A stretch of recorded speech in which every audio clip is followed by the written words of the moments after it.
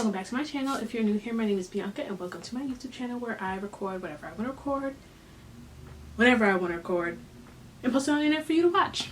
And today I'm going to be talking about the 8 hours of my life that I will never get back due to watching Squid Game Season 2. And yes, I'm going to waste even more time talking about how much of a disappointment that season was, okay?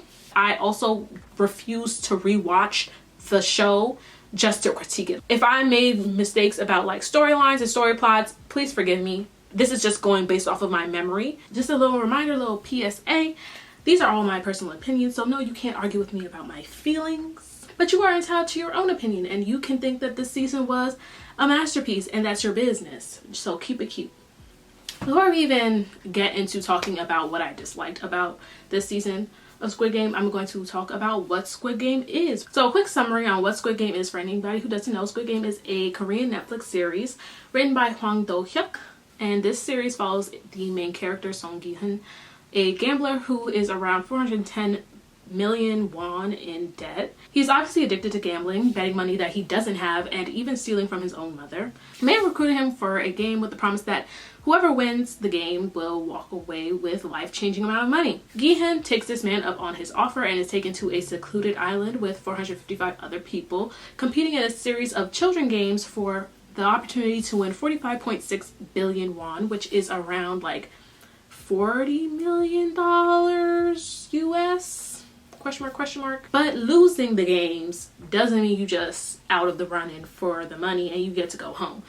If you lose, then you die. Whoever is the last person standing alive is the only person who wins. So that means 455 people have to die in order for you to win this money. And while the games are taking place, a whole other plot is that this detective named Junho has infiltrated as a guard in search of his brother, who he believes is a contestant in this game. He eventually does learn that his brother is on the island, but not as a contestant. He is the front man, or also known as like the person in charge of the games. And he finds this out before his brother shoots him and he falls off the cliff into water surrounding the island. So that's what we learn about Junho. Gi-hun wins the games due to a lot of luck and leaves with not just billions, but also the trauma of inadvertently being the reason why 455 people, including his own childhood friend, lost their life. If that isn't bad enough, he is taken back to his home and discovers that his mother had died while he was playing in the games.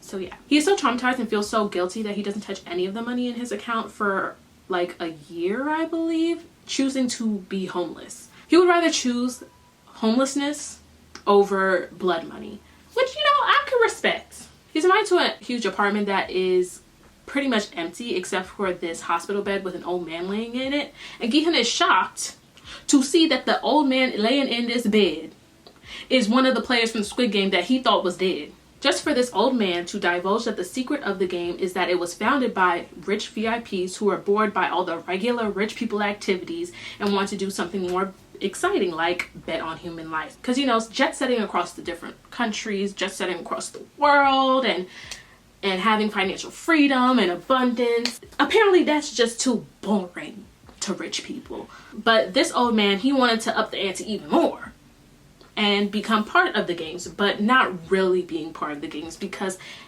in reality he was never at risk to lose his life. He would have survived regardless. But he confesses to all this right before actually dying in front of Gi-hun. So this kind of wakes Gi-hun up a little bit from his, I don't want to say it woke him up from his trauma and guilt, but it just kind of shifted things in perspective for him. And he decides to dye his hair an atrocious shade of red. And he decides to book a flight to America to see his estranged daughter. But on his way to the terminal, he actually sees the recruiter that got him into the games trying to recruit someone else. He approaches the two men, but the recruiter is pussy and dashes off before Gi-hun can actually confront him. And he's only left with the man who now has the information card to join the games. So Gi-hun takes the information card because he's like, you're not about to play this game. And I feel like this switches something in him, to the point where instead of getting on the plane, he decides to call the front man and states that he is going to take them down and he will end the games. And that is how season 1 ends. Squid Game Season 1 was such a big hit due to its commentary on capitalism, class inequality, and financial desperation, as well as portraying both the light and dark sides of human nature. It highlighted the fact that as the wage gap between the 1% and the poor widens, so does the quality of life. With the rich living in so much luxury that they have reached a state of boredom with their wealth, while the poor are left without a pot to piss in and a window to throw it out of. Through the use of strong characters, they show the lengths people are willing to go to when life-changing amounts of money is offered to them, but also emphasize that the circumstances of the world they live in have given them no other viable option. Because Squid Game Season 1 was such a big hit, of course, a Season 2 had to come out. Season 2 came out in December of 2024, 3 years after Season 1 came out in 2021. So the second season shows Gi-hun 2 years later, so 2 years from the end of Season 1. And he is no longer that happy-go-lucky man from Season 1 who always had a smile on his face, even though times were tough. He's just really focused on shutting down the games. We learned that the detective survived thanks to a boat captain who pulled him from the water 2 years ago. The detective had tried to convince his colleagues about the island of murder, but no one believed him due to a lack of proof, and he eventually resigned and took a job as a traffic controller kind of cop, the type that give you tickets if you park at a fire hydrant. The detective never tells anyone the fact that it was his own brother that was in charge of the games, but during his free time he does meet with the captain of that boat to search for the island again. Meanwhile, Gi-hun plays his old loan shark gang to search for the recruiter in the train stations, and they eventually find him and they lead the recruiter back to Gi-hun, where they play a game of Russian roulette with a loaded gun. The recruiter lets Gi-hun know that, hey, if you win, then I will give you a way to contact the front man. Gi-hun wins, so the recruiter dies, which I shrugged at. Gi-hun wins, gets to this location for the front man, where the front man is going to be on Halloween, and somehow Gi-hun and the detective eventually team up, and they eventually give money to a gang of mercenaries. So they all are trying to plan how they will shut the game down. But when they get to this location, Gi-hun is lured away by the front man and is cornered into entering the games again, while the detective and the mercenaries are stuck looking for Gi-hun and the island. Gi-hun is forced to play the games again and tries to help the other contestants with his knowledge, trying to help them survive, trying to also convince them to stop playing the games. He tries to convince them that, these games aren't worth their lives and the lives of others, because in this version of the Squid Games, they added a new rule to the game that the players are able to vote after each individual game on whether the contestants will continue the game or go home with a share of the money. And basically, it just had to be majority rule. But each time they vote, each time they try to have this conversation, people are spurred on by their greed to try their luck and continue to play. Another twist in this season is that the front man is actually in the games. He befriends Gi-hun and keeps a close eye on him, even becoming one of Gi-hun's allies. Gi-hun eventually comes up with a plan to attack the guards, get their guns, and stop the games. He throw a little coup. He said it's time to get on the defensive and make these people scared for their lives, which I respect heavy. He's able to convince some people to join the coup and follow him on this coup, but it is ultimately unsuccessful, and the season ends with Gi-hun being forced to watch his friend die. And that's it. So that's what the season 2 was. Okay, and before I even get into what I didn't like, I'm gonna talk about what I liked, because there were a couple of things that I liked. So I liked the new character that was introduced, Hyunju, and she's the trans woman who is ex-military forces. Loved her down. And the reason why I loved her is because she seemed to be the most thought out character, or at least the character that brought the most to the table. She was the only one that showed me who she was instead of telling me who she was. I was also pleased to see the actor Jun Suk-ho, because I like him as an actor, and I am just glad to see that he's booked and busy, because he deserves it. I also really enjoyed the coup in the last 20 minutes of the show, and they was killing them guards. This was literally the reason why I continued watching it, because I was going to stop at episode 4 or 5. Me and my best friend, we were just bored, and I had ended up going to a YouTube commentary channel because I still wanted to know what happened in the season, and that's when I saw that there were players with guns in their hands. So I convinced my best friend to watch it just for this disappointment. And I also did like the front man being in the games, because we had learned last season that he was actually a participant and winner of the Squid Games before he became the front man. And I like the idea to see the two previous winners, Gi-hun and the front man, being part of the games again, to see the different paths that these two winners took, with Gi-hun being so traumatized and feeling so guilty that he plans to end the games. And I feel like he came out with a more appreciation for life and just human life in general, compared to the front man being so jaded from the games that he actually becomes the controller of the game while having a jaded perspective on the players, as if he wasn't a player himself, seeing the players as trash and garbage for being in debt and poor. Just the juxtaposition of seeing one person being so hopeful in the character of others, believing that people would care about the lives of others in the game, versus one person having a cynical view of life and just believing that people are generally selfish. So I just really appreciated that dichotomy and that difference, where two people could go through the same thing, become winners, have that same experience, and then take two completely different paths. Squid Game Season 2, I enjoyed the way they built upon the commentary about the illusion of power and choice we all face in this capitalistic society. Every person part of the Squid Game except the VIPs have an illusion of power. The recruiter who only tries to recruit the players but has no ultimate power or say in whether they actually join the games, which explains the recruiter's need to exercise power in his mini Squid Game of offering bread or a lottery ticket to the homeless people in the park, as well as the game between the two loan shark characters so he could exercise power over being the executioner. The guards believe they have power over the players, but they only kill those they are told to. They can't just kill people willy-nilly. We see that the guards are also people in places of financial desperation who are recruited to participate in these games, and their own lives are at risk if they are unmasked at any point in the game. Even the front man has a level of powerlessness because he has to put these games together for the entertainment of the VIPs, because there was a front man before him, and I'm sure there will be a front man after him. These people who view the players as trash and as if they are above the players, but the only true people with power are the rich VIPs, because they are the ones who put the money into this game and get to sit and watch in enjoyment as all the people they view as trash die, whether that trash is wearing green tracksuits or pink PPE. I also like this season's emphasis on the illusion of choice, the illusion that any of the players have a choice in playing the game, just like the illusion of choice we all have of whether or not we play the game of capitalism. We are all enticed by the opportunity of rewards, in their case life-changing amounts of money, even though they are continuously offered the ability to vote on whether they should all keep playing the games or go home. They vote against their own interests because they are manipulated into believing that going back into the real world broke is worse than the possibility of death in the games, showing that the only people with actual choices and power are the rich VIPs who set this whole game up. Regardless of how I feel about the season, Squid Game is just always going to eat on the commentary that they provide. And I feel like also the ways that people can extrapolate from what they've seen, because there are so many different theories about what's going on and so many different ways, different things that people have interpreted from this season.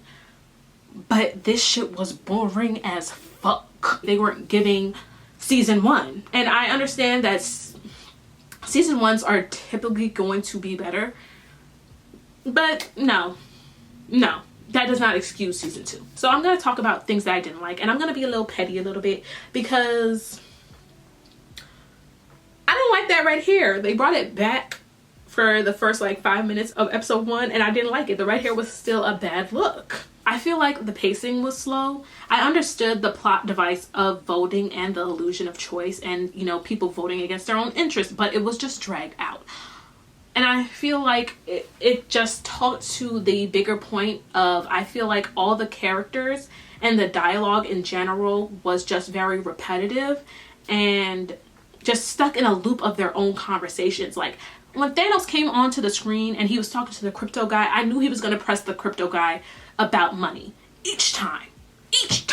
And even like the conversations in the voting process, like the people that want to go home, the money isn't worth my life, the money isn't worth your life, we should just go. The people that want to stay, the money isn't enough. Like, how many times are we going to have this conversation? Like, I get it, it's supposed to show that people are selfish. I get it, that we are going to vote against our best interests. I get it. Why did I have to go through that conversation 4 different times where nothing new was added in each time. No new debate points were added, like just the same shit being said. There's a different character who's a military man, and he's just constantly bringing up the fact that he was in the military. It was just constantly repeating yourself. I'm not learning anything new about the characters. I'm not learning anything new about the Squid Games. I'm not learning anything new about the story. Like, nothing new was being told to me in these conversations. Like, I could tell you what the conversation was going to be once I saw what characters were on the screen. But when I looked on Reddit, people were upset that Gi-hun didn't have like a master plan, but I was not upset about that. Gi-hun gave what Gi-hun, I feel like, was supposed to give. He wasn't the brightest last season. I don't think in the 2 years he got brighter this season. He ain't go educate himself on nothing. He just bought guns and like paid people to search for the recruiter. Like, he didn't really have a plan for real. And I feel like he just benefits off of luck, essentially. He's still dealing with trauma and guilt. I'm sure that being in the same space that gave him the trauma and guilt was fucking with him. So I wasn't really annoyed with a lot of Gi-hun, but I was a little fucking irritated with his lack of suspicion with the front man being player number 1. When the last time that he played this game, he found out that player number 1 was that old ass, rich ass VIP player, and he was an op. So I just didn't like the lack of suspicion. Like, there might be an op in the room. Maybe not the front man, but maybe there's another person in here who's a VIP. And I did mention how I liked the coup. That was one of the things that I did like, but I also was annoyed that it was so late in the show, and by that point I barely cared about the coup, and I just didn't, it didn't do nothing. The coup was just set up for more people to die. What I didn't like the boat captain. From episode 1, I knew that the boat captain was an op. I knew that the boat captain was not good for the team. See, I knew he had no business being here. And when they confirmed that he's an op, I don't care. I don't care. I'm sure that most people fucking knew that he was an op from jump. It was just so obvious, and when the reveal happened, like, it didn't do anything to me. It didn't have me clutching my pearls or gasping, when I can distinctly remember how stunned I was when it was revealed that player number 1 was an op in season 1. But with the boat captain, it was just very blatant that he was an op. And I feel like my irritation is with Detective Junho, because none of your tingly senses was going off. Like, you ain't have no spidey tingly senses at all to say that this boat captain was an op. Like, you're dead ass. Like, you're telling me that your brother shot you in a place that is non-fatal, and a boat captain just happened to be by the secluded island and pulled you up and saved your life. And in the 2 years that you've been going with this boat captain, he can't help you figure out where this fucking island is at. So when the boat captain was tampering with their devices and killed one of the mercenaries, I just fucking shrugged, because I didn't care. I also didn't care about the story at this point, but I just didn't care because it was so fucking obvious. And I just feel like they didn't add much to the story. Okay, so the things that they kept the same. Season 1, Gi-hun had a childhood friend, part of the games. He gets a friend also in season 2. This time, the friend actually adds nothing new to the story. The friend doesn't have any, like, he doesn't have any driving plot points. He's really sheep. He's really like fodder, like just nothing. There's nothing crazy about him. Like, he don't do nothing. At least in season 1, like, Gi-hun's childhood friend, like, was an active part of the story. Like, actually making choices, actually making decisions, actually doing something to propel the story forward. And Gi-hun's childhood friend is, like, I would say he's like the main antagonist, one of the main antagonists in season 1, where, like, he makes active choices that make Gi-hun's life harder, or make other characters' lives harder, or literally leads to the death of other characters. And I'm not saying that you gotta make choices that end up in somebody dying for you to be an active character or being someone that propels the story, but you gotta do something. In season 1, Gi-hun's childhood friend literally betrayed Gi-hun by telling him to choose the umbrella during the Dalgona game. He betrayed Ali, who was somebody who was one of his allies in the marbles game, by lying, which directly led to Ali dying. He even killed Sebyok. Like, he actively made choices. He was actively fighting and trying to kill Gi-hun in the final game, when the only time that in season 2 his friend was making any type of choices, it was just whether he was going to vote yes to go home or yes to play the game. Like, that's all he was doing. And then he made a passive choice of not choosing to divulge the information that the front man killed somebody in the last game. Like, I really want y'all to tell me something that he did. 0 choices were made. 0. The friend was literally there just to traumatize Gi-hun when the friend is murdered in front of him. That's all Gi-hun's friend in season 2 served as a purpose. When you had his childhood friend in the first season serve so much of a purpose in the storyline. Also, I didn't really mention this, but there's a subplot in Squid Games of there being like organ harvesting. When the players are shot after losing whatever game, not all the times are they shot and killed. Sometimes they're shot like in the leg, sometimes they're shot in the arm. It's not always fatal. In order to harvest someone's organs, the person has to at least be alive to be pumping blood to the organs. And essentially they just sell these organs on the black market. So, you know, just continuously profiting off of these players that they think is trash. But this was introduced in season 1 and then brought up again in season 2, but no new information is brought up. No new information about this organ harvesting is brought up, other than the new guard, or like the main guard that we follow, is against it.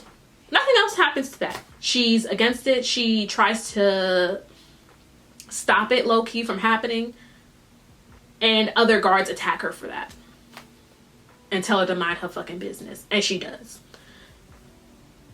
You know, they did add new things, but it did nothing to propel the story forward. So does it even matter that you add this up?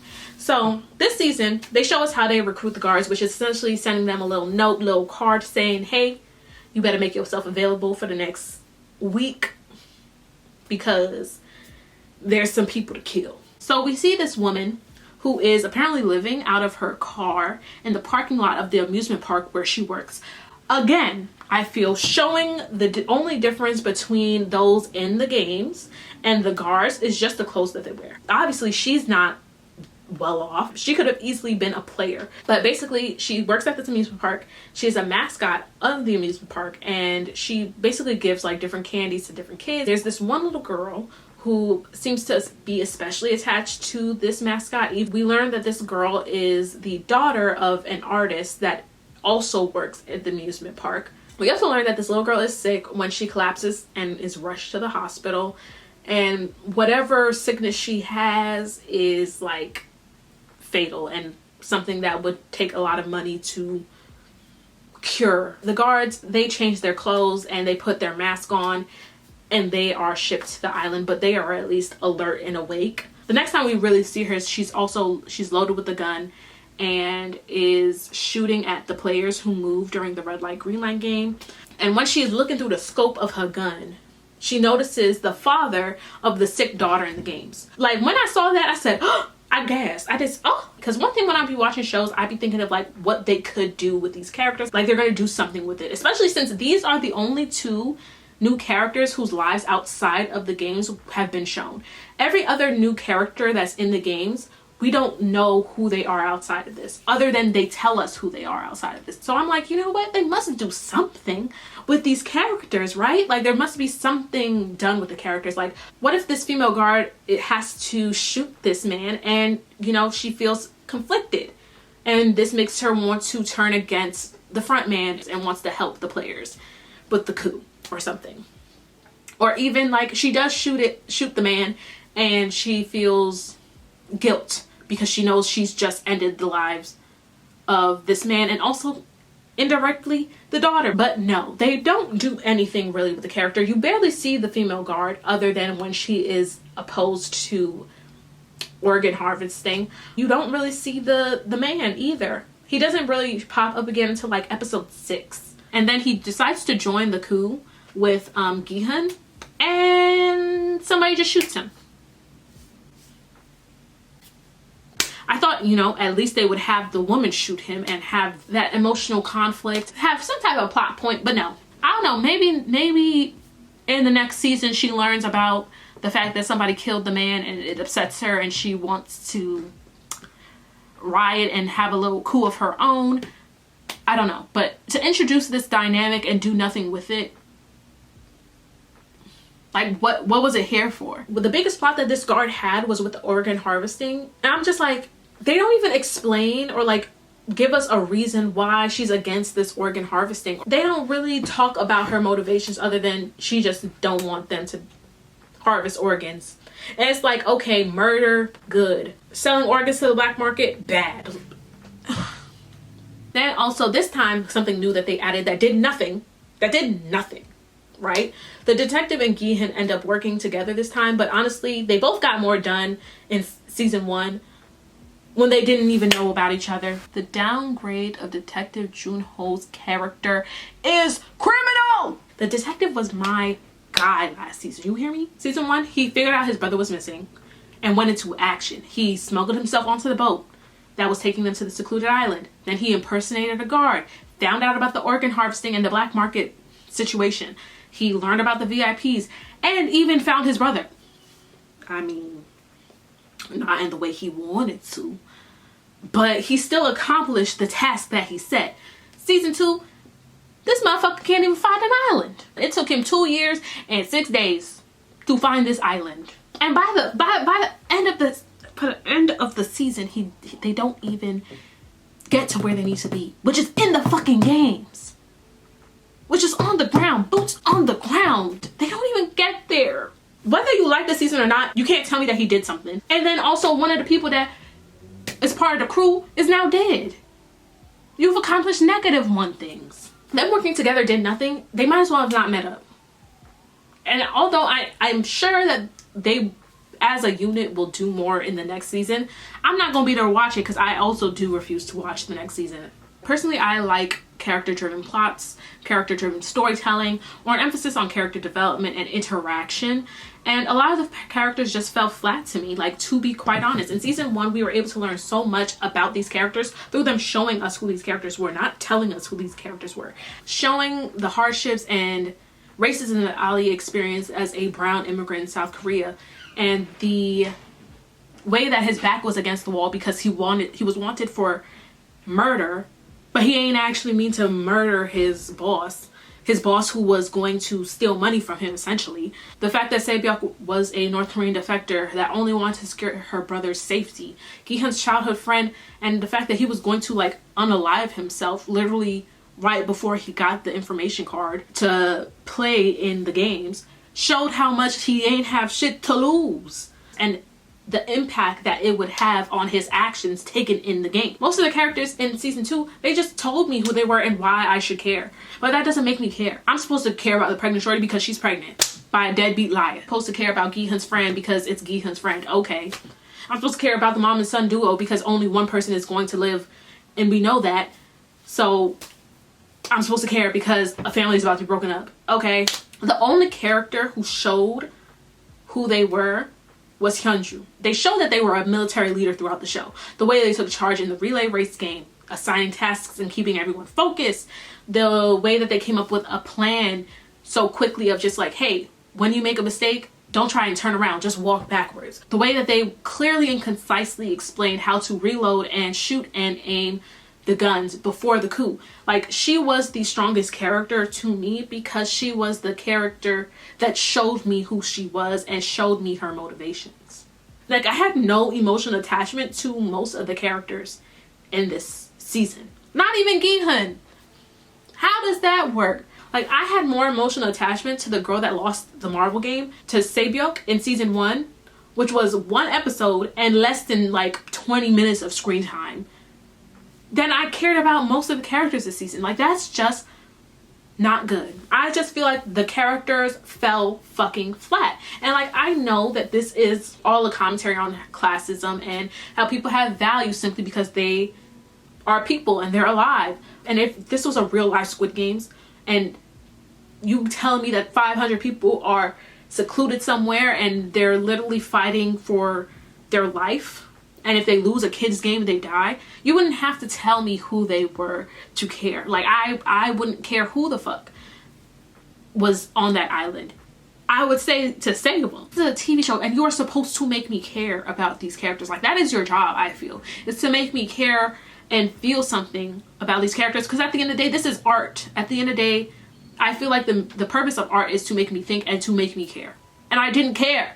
Also, another thing that I want to just have a critique, I feel like seeing the VIPs this season would have been more powerful. Seeing the VIPs reactions, especially their reaction to the coup, would have been a lot more interesting. However, I have also seen a little like theory that when Gi-hun was talking about the VIPs and was telling the other contestants that there are a group of rich VIPs that are doing all this solely for their enjoyment, that he looks at the camera and that's supposed to mean that we are the VIPs, that we are the ones watching this solely for entertainment. So if that's true, then y'all ate with that.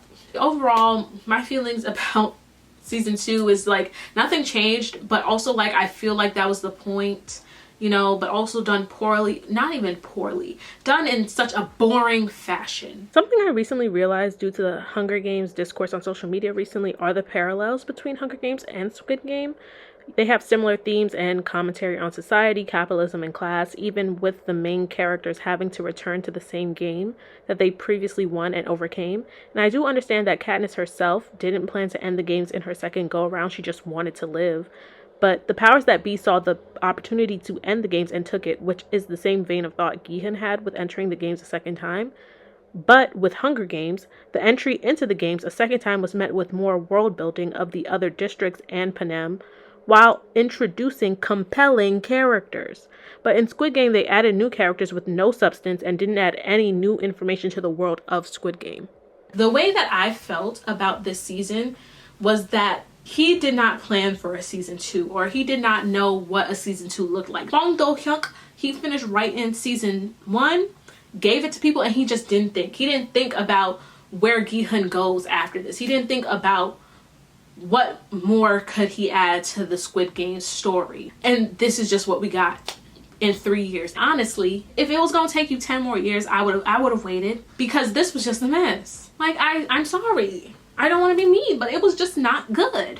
And that's my opinion, I guess. But I feel like objectively it was not good. I've also taken some time to think about what a better season 2 would look like to me, so I'm not just here complaining. And to me, a prequel would have been better, even though I hate prequels. Starting off with Gi-hun walking off the plane and rewinding all the way back to the frontman's own Squid Game experience, seeing the frontman's journey from his own game, his motivations for being in the game, seeing how he navigated life after winning and what led up to him taking on the role of the frontman. Seeing the behind the scenes of the games, if there are more in other countries, how do VIPs get a tap on the shoulder of these games even being a thing? If the VIPs have a deal with the government or local officials somewhere to keep the authorities off their backs, where the fuck they be sending these organs? The frontman dealing with the feelings of shooting his brother. They could show us the frontman's view on everything Gi-hun was doing to find him, and end with Gi-hun saying to put him back in the game, being drugged and waking up in the game. And they could have started season 3 with him in the games trying to shut it down. This would still be able to show the illusion of power and choice, specifically with those who are part of the inner workings of the game, that they are all essentially players in the world of capitalism built by the ridiculously wealthy. I just don't care. I'm not going to watch season 3. I'm not going to waste any more time. I will watch YouTube commentary on season 3 and y'all to tell me what happens, but I'm not going to watch it myself. How did y'all feel watching season 2? Did you feel like it was good? If you thought it was good, tell me why. What you agree with of what was done well, because things were done well, but I just want to know, what is the consensus? I hope you guys enjoyed this video. I really look forward to your comments. Keep it cute. Keep it cute. No matter what you do, keep it cute in the comments. But I would love to hear from you guys. So don't forget to like, comment, and subscribe, and to tell a friend to do the same. And I will catch you guys in the next video. So bye.